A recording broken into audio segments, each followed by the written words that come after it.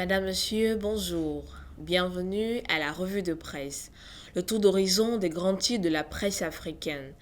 Ouvrons cette revue avec la triste nouvelle du décès de l'ancien président français qui est survenu hier, à savoir Jacques Chirac, informe le journal Le Jour. Infrastructures routières, hydrauliques, électricité, eau potable. Les engagements de Ouattara pour Kwasi Kro, titre le tabloïd Fraternité Matin. Le grand dialogue national reçoit le soutien de la CEMAC, c'est le titre qui barre la une du journal Cameroun Tribune. Le professeur Daniel Onaondo, reçu hier au Palais de l'Unité par le président de la République Paul Biya, a félicité le chef de l'État pour l'organisation du grand dialogue national. Le tribunal de commerce de Londres, au Royaume-Uni, a fait droit hier à la demande du Nigeria de surseoir à l'exécution d'un jugement en faveur de Process on Industrial Development pour saisir les actifs du Nigeria d'une valeur de 9,6 milliards de dollars plutôt qu'un scandale contractuel, révèle Daily Trust. Le tabloïd de Punch révèle que la police de Kaduna a perquisitionné jeudi une maison de plus de 300 personnes à Rigaza, dans la zone du gouvernement local d'Igabi, dans l'état de Kaduna. Les flics ont libéré environ 300 personnes enchaînées dans la maison, dont des enfants.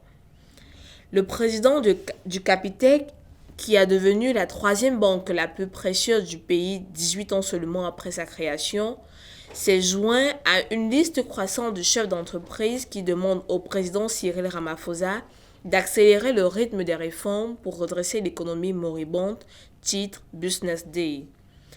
Le journal Sowetan révèle qu'un homme arrêté pour le meurtre de Kosinati Congo, le témoin clé dans l'affaire de fraude d'identité du magnat du camionnage, est photographié posant avec Chabalala et portant une arme à feu.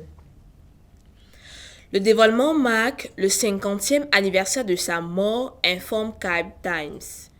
Après des décennies d'attente, le Majid Al-Jamia à Claremont, où l'imam Abdullah Aron, martyr de l'apartheid, a mené ses opérations pendant 15 ans, ainsi que sa tombe, ont été dévoilés hier comme site du patrimoine provincial.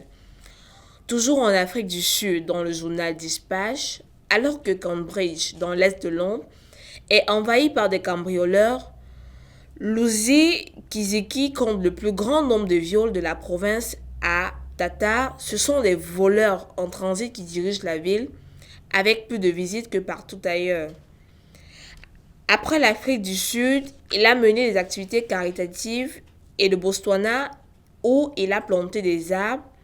Le prince Harry est en Angola pour encourager le processus de déminage et la lutte contre le VIH-Sida.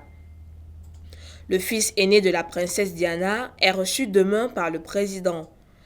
Le prince Henri-Charles Abel David a entamé hier dans la municipalité de Diriko, province de Kwando, Kubango, une visite de 3 jours en Angola dont les principaux objectifs sont de contribuer au processus de déminage et à la sécurité publique, informe le journal de l'Angola. Chronicle informe que le président Mnangagwa a déclaré hier que les sanctions illégales et ruineuses imposées au Zimbabwe par l'Occident ont considérablement ralenti le développement du pays. Le gouvernement a radié 135 millions de dollars à la Zimbabwe Revenue Authority par le conseil municipal de Harare dans le cadre des mesures visant à permettre à l'autorité locale de faire face à la crise actuelle de l'eau, a déclaré un responsable, révèle de Herald. Madame, Monsieur, c'est tout pour votre revue de presse. Bonne journée et bonne suite de programmes sur Freka TV, votre télévision.